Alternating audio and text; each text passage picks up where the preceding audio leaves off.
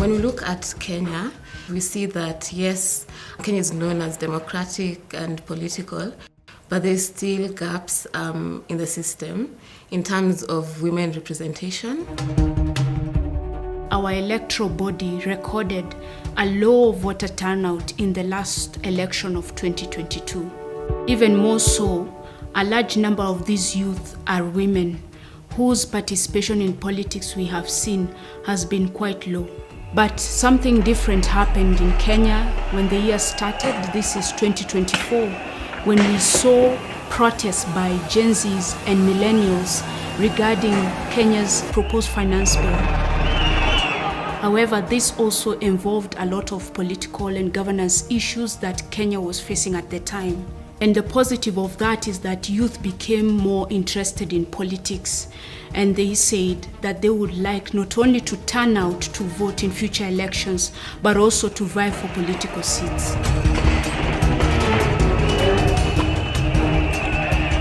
So the Young Women in Politics 50-50 campaign started in March of 2024, and the first phase ended in December of 2024.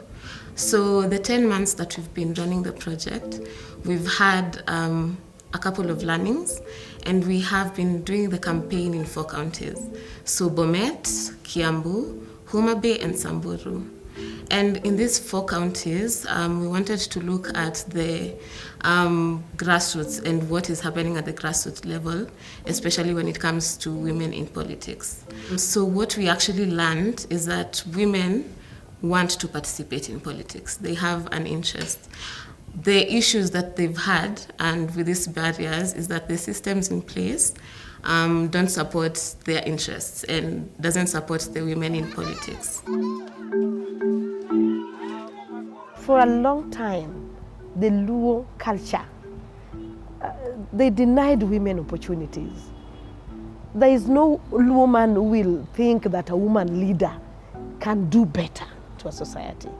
So I had that challenge until my real father-in-law was not able to support my ambition, because he knew that this my daughter-in-law will leave my son. She will not even get time to give birth. She will not even make my son to have his territory. So it was like, should I support or not? Of which he said I will not support, and he never supported.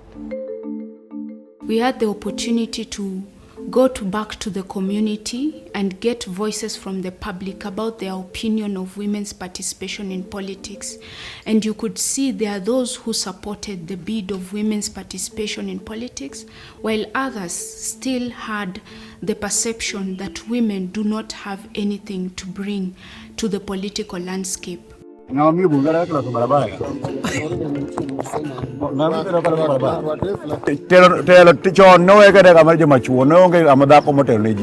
Elizabeth girika no telo de chien legi bedo jok mano bwe oko. Koro ngama de chuo ber mondo yiere uti. Mama ndio anajua yaani msito ya boma. Kama mama anajua kuongoza kwake, anaweza kuongoza kijiji mzima. Sasa ni hivyo ndio tumechagua hiyo mama wanaweza kutubeba. Kitamaduni ya Samburu ni kama tu kuolewa wasichana, kama kutairishwa, lakini tunaona hiyo inaenda kuisha. Kutairi wasichana, hiyo inaenda kuisha. Saa hii iko sawa. And that is why we are also keen on having grassroots mobilization regarding having dialogues that start from the village level that amplify the issues that women are facing in politics. I was looking for the position of young women in politics and also the persons with disability in politics. I viewed myself as a person with the potentiality, and my expectation also was to ensure that at least we represent ourselves, not somebody representing persons with disability and the young women in politics. Me being a woman and is not married, that was the first challenge, because the first question that I was being asked to show the man behind me. And now being a woman with disability, people still have those cultural beliefs that a person with disability is somebody who is just there to be seen, not to be heard. And we are people who are supposed to be done for, not to do for others things. Before politics, I was a watchman. I was a gatekeeper in a particular hotel. So I used to have opened those gates for 5 years, since 2015 to 2019. One major issue that women experienced during the 2022 elections was election gender-based violence. Now, election gender-based violence came in two forms, physical and online. And the online space is very powerful, and it is a tool that many politicians use to reach their constituents and their voters. So when they experience violence, let's say on X, they leave the spaces, and then this also affects their campaign, because now they have lost access to the people that they want to speak to. I got into politics through online, defending politicians, not for payment, but for passion. Through that, I was able to do our campaigns, comes 2022. And it all depends how you handle the media guys, how you talk to them, the agendas you share with them, what they tell you, the advices they give you. It destroys and it builds as well. Sometimes unapata wamama wanakuwa na hiyo uoga kwa sababu ya vita ya uongozi. Chuo tiyoga a lot of strength. Chuo gin jok matek, kod joma mine to gin joma weak. So chuo kauga advantage over them nikech gin joma weak. Gin jok be jok moluor masamoro kata ka ng'ato kata kech politicians tiyo gi so many ways. One of them onyalo tiyo kata gi yo mar kata mar ayany, joma mine ging'eni biro bedo shy, ok bi bedo chung motegno. And many a times mine go bende, most of them gin jok ma married. Koro ng'ato ng'iyo miyo kaka ng'ato motimo nade, kaka ng'ato mana mokele kor gweng' mobiro moa some other place obiro in this place, koro neno ni ma ng'at mok nyal telo kech ok en jakanyo. Many women don't afford bodyguards. So then this means that they have to go there.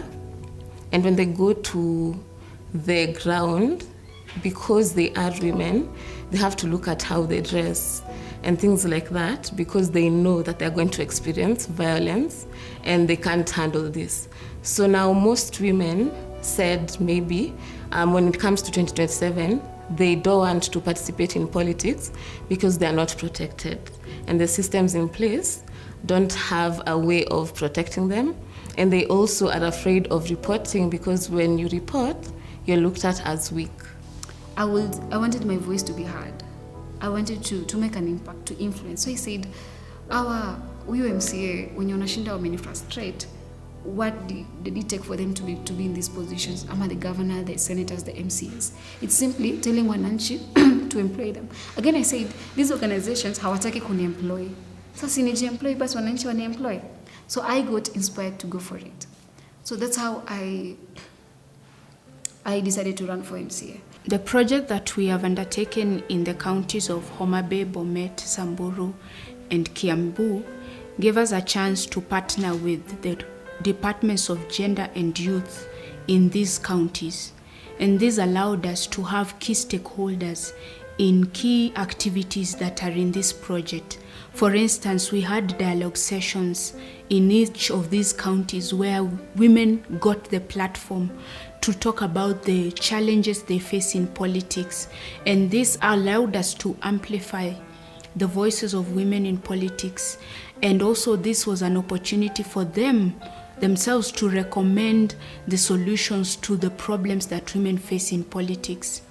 In addition to that, we had one-on-one interviews with women who vied for political seats in 2022 and other previous electoral cycle in Kenya, where they discussed the challenges that they experienced in politics. And it was quite illuminating to hear that women also have their own solutions, and they will speak about the need for policy implementation, especially in regard to the two-thirds gender rule, whose legislation up to date has never been passed. How can we sensitize women to feel that they are 100% complete? Because that is the biggest barrier. We feel like we are less we are 100% complete. With a husband, without even the FGM, we are 100% complete. For the women who have vibed before and those who want to come in, create a space where they can meet and teach each other and learn from each other. What we also want to do also as a project is learn the financing. How does financing work in the political space? And is it money or is it support in kind that will work? Karibu sana mheshimiwa. Karibu sana mheshimiwa.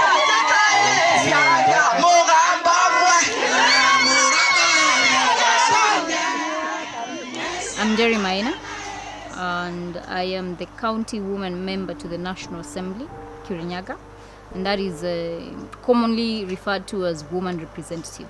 I sit in parliament under the affirmative action seats to represent the interest of women, youth, PwDs, and other marginalized groups. I couldn't say that Kirinyaga is very patriarchal. Of course, you know, on a general scope that Kenya is patriarchal. But Kirinyaga is, it had an experience with female leadership many years ago.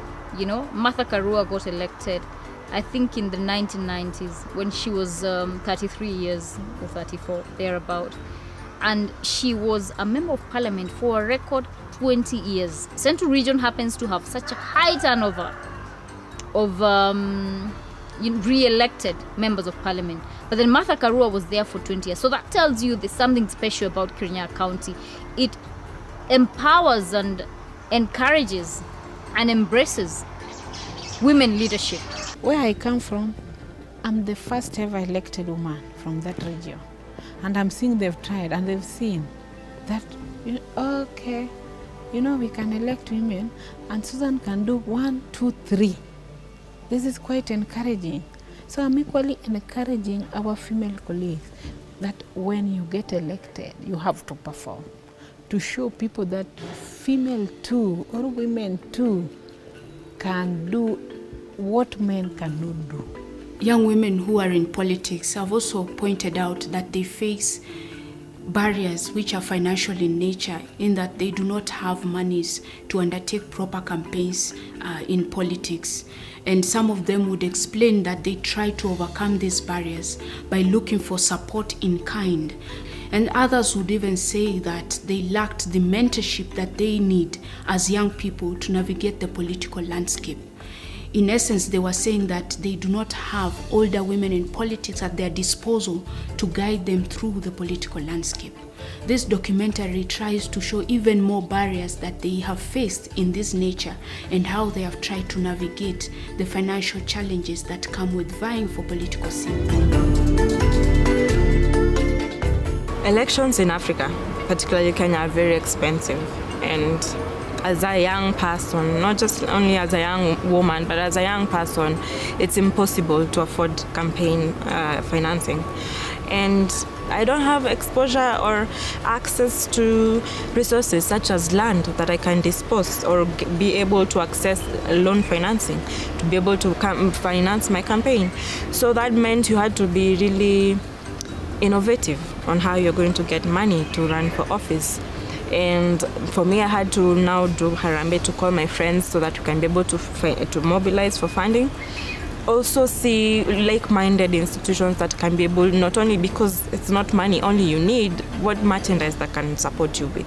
The Mama Mboga down at the grassroots, that is the person I used to talk to. I could even go to their markets, chat with them, buy only tomatoes, their omenas, then we distribute, we could eat together with them, sit down, then we chat.